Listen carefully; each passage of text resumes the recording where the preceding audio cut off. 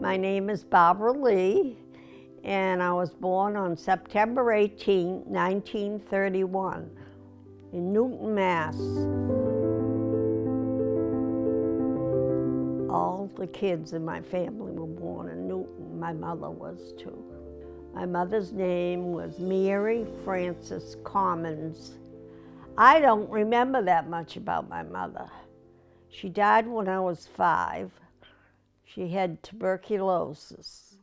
And the only memory I have is going to the hospital. She was in a sanitarium.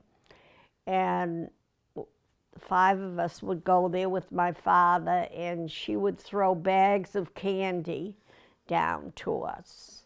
And we couldn't go see her. You had to be 16 or something. My dad was Michael Joseph Fitzgerald. He was born in Ireland, in County Mayo, in the village of Claremorris. He was the oldest of 5. He had 3 brothers and 1 sister. They all finally emigrated to the United States. He came when he was about 18. He had to quit school in grade 6. He lived on a farm and he had to help with the farm, so he had to quit. But when he came over here, he went to night school and college, and eventually became a certified public accountant. And how old were you when he died? I just turned 11. He loved all of us kids, and I was a spoiled brat because I was the youngest. And he was very good to us, involved us in everything. We moved around a lot. Right after my mother died, we still lived in Newton for another year or 2. And in the 2nd and 3rd grade, he sent us all to, I was in the 2nd and 3rd grade. He sent us all to boarding school for 2 years to give him a break, I guess. I went to Rosary Academy with my 2 sisters. I was in the 2nd and 3rd grade. And my brothers went to St. Dominic's in Waverly. We stayed there for 2 years. Then he moved to Arlington, rented a house for a year. And then we moved to Quincy. I was in the 5th grade. And the 5th and 6th were at Marymount School. And then he passed away. He died in the Coconut Grove fire in 1942. And we stayed in the house he was renting to buy. We had to move to another part of, well, it was still a Marymount, but it was to a 2-family house, which I sort of turned my nose down. We had never lived in a 2-family house before. So I was sort of ashamed of it, but it was $35 a month rent in those days. My sister Ruthie ended up being my guardian because none of my aunts or uncles wanted us, 5 kids at a throw, and we didn't want to be separated, so Ruthie took care of me. And this was during World War II. My 2 brothers and Sister Phyllis all quit high school. They went in the service eventually, and we got along fine. I got along with all of them. Ruth and Phyllis never got along, and Bob and Dick really didn't get along that well growing up as kids. I can remember one time being in Gilchrist with Ruthie shopping, and I wanted a pea coat. I wanted that pea coat so bad. I think it was $9.95, or at the very most, $19.95. I'm 88 now, so I do forget things. But I never got the peacoat, and I stamped my foot in that store and called her cheap, cheap, cheap, because I couldn't get that peacoat. Today I can't stand peacoats, but anyways, no, we got along fine. And when the other three came out of the service, they all went to college and graduated. Phyllis went to art school, the Boston Museum of Art, and her senior year she wanted to go to France. And so she went to France and she studied the last year there, and when she got through, she didn't want to come home. So she took herself to Christian Dior's office and asked if they were hiring American models. And the secretary said, no, not really, but he came out of the office and said, walk for me. So she walked for him, and he hired her on the spot. She modeled for Christian Dior for at least a couple of years and for many other top designers. She has a load of pictures to prove it. And then she came back home and modeled in New York for several years, at least 10. So that's the end of her. And Bob went to accounting school, and he graduated, and he was an accountant the rest of his life. And Dick went in the seminary for 4.5 years, and he wasn't cut out to be a priest, which I could have told him. He used to skip church on Sunday when he was a kid. Anyways, everybody made out okay. And so for school, you went to Marymount, and then you... Marymount Central Junior High in Quincy, and Quincy High. And I graduated in 1949. I met Grampy there. I met him in the 10th grade. We was in the same English class.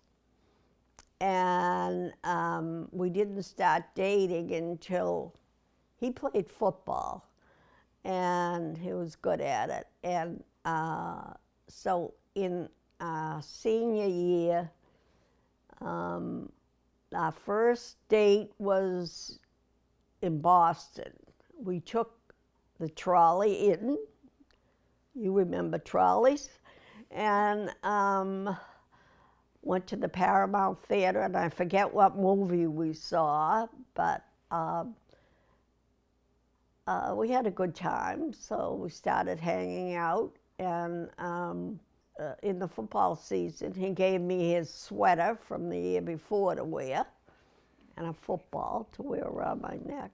So I had a collection of 2 footballs, and we were going pretty steady. So we went together for 3.5 years before we got married. We were both 20. And the next month, he was going to be 21, and I'm exactly 1 month younger than he is. So we would have both been 21. Why we didn't wait, I don't know. So we got married at Our Lady of Good Counsel Church. Les was non-Catholic, but he never went to church that much. So he converted when we got engaged to Catholicism, and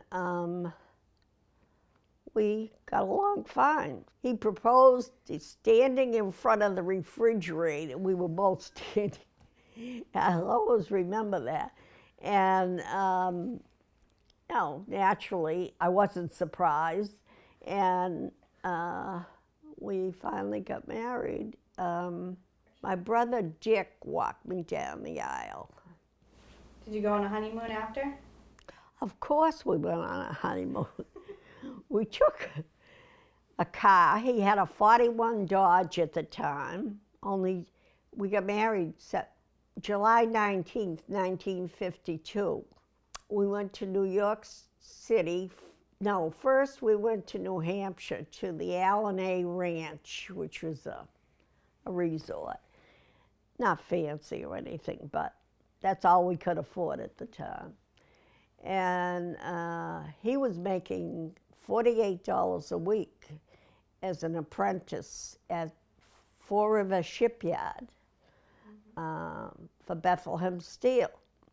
We had no money. I was working at Boston Gear Works in doing filing and stuff because I had no education. I would have loved to have gone to college, but it was impossible because there wasn't any money. So I wish I had, because in those days it didn't cost hardly anything.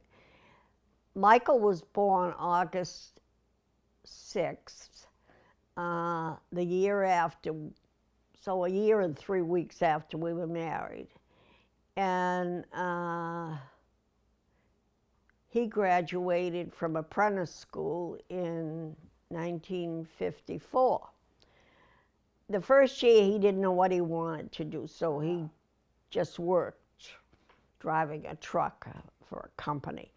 And then the next year he decided he wanted to be an electrician, which is funny because he never worked a day at it. He went to apprentice school for 4 years at Beth Steel, and in the meantime he was going to night school to Northeastern. That took 9 years, so we graduated in '59 from Northeastern as an electrical engineer and never worked a day as an electrician whatsoever.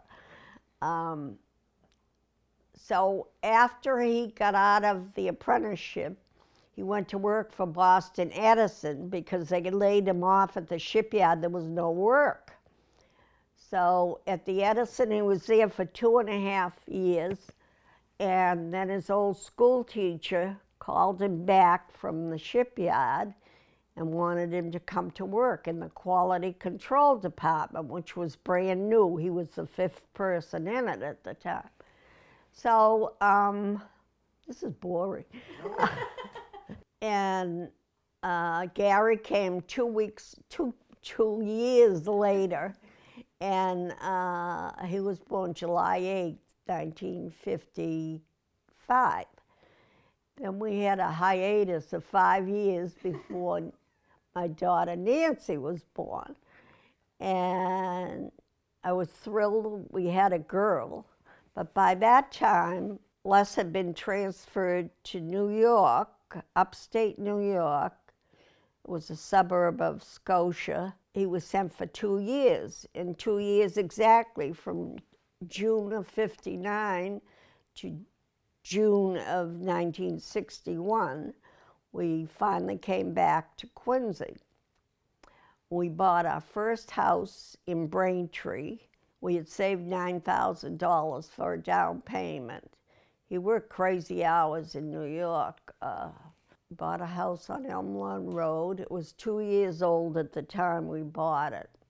We lived there for like 24 years or something. We bought a house in Mashpee in 1986. Oh, I know. He got transferred to Leominster. So we lived there 3 years. He retired at 91. He was exactly 60 years old. This was a weekend house until he fully retired. And we would come down every weekend and enjoy it all year. And he did get transferred to Fitchburg for GE. And then he got transferred back to Lynn, and he worked there another 3 years before he completely retired.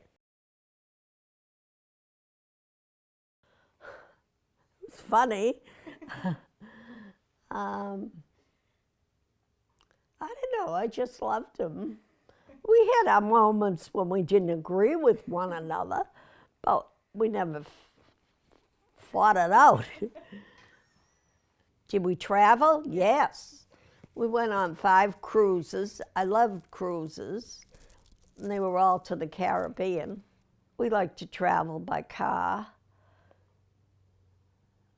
He was always telling me what to do, and I just ignored him if I wanted to do something else.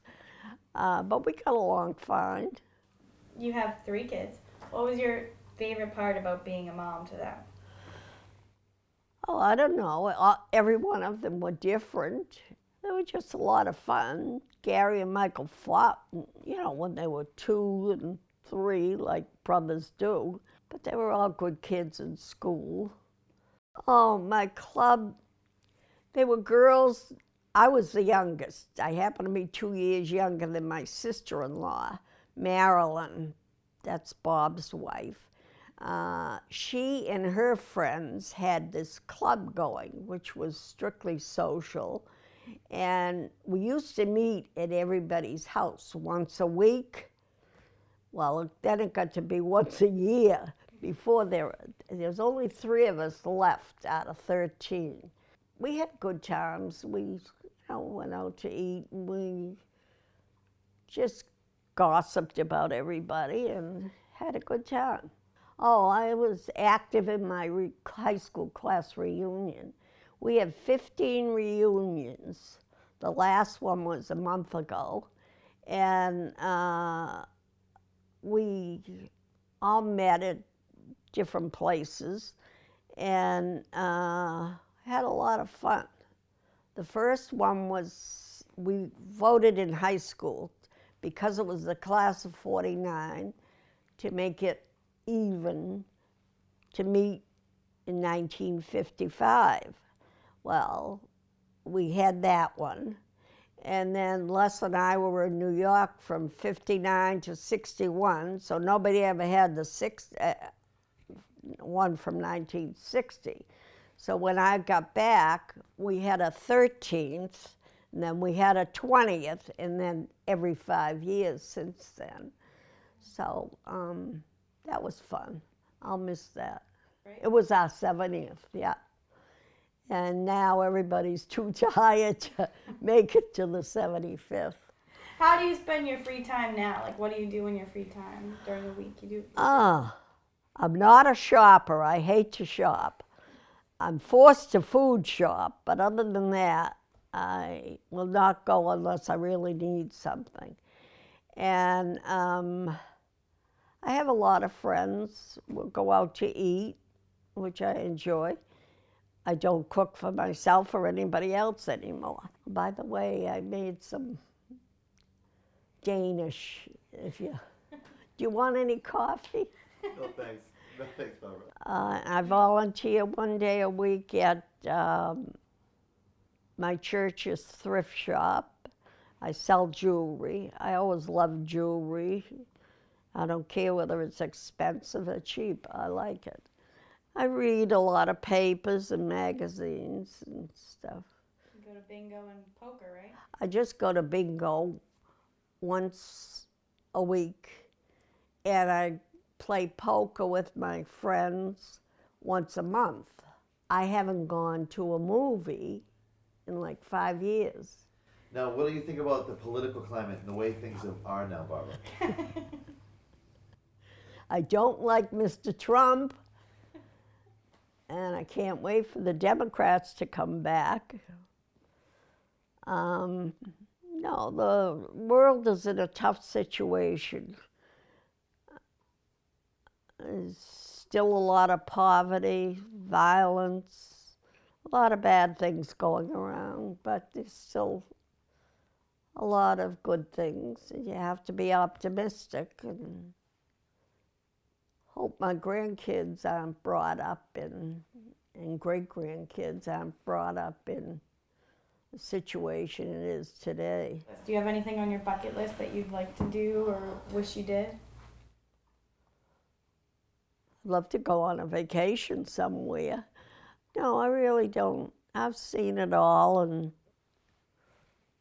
pretty much done what I wanted to do. What are you most proud of that you've done in life? You would ask that. I'm a survivor. I brought 3 kids into the world. I had a happy marriage. I have 6 grandkids that I'm proud of and hope they grow up to be fine young citizens. And do you have any advice on how to live a good... Oh, God. If you wanted Judge Judy, you should have asked her. I'll just stay out of drugs. They're not necessary. And live your own life. You're the one responsible for it. And hope you choose a great partner in life. And just stay healthy if you can. I don't know. Make enough money to live on and be happy, that's all.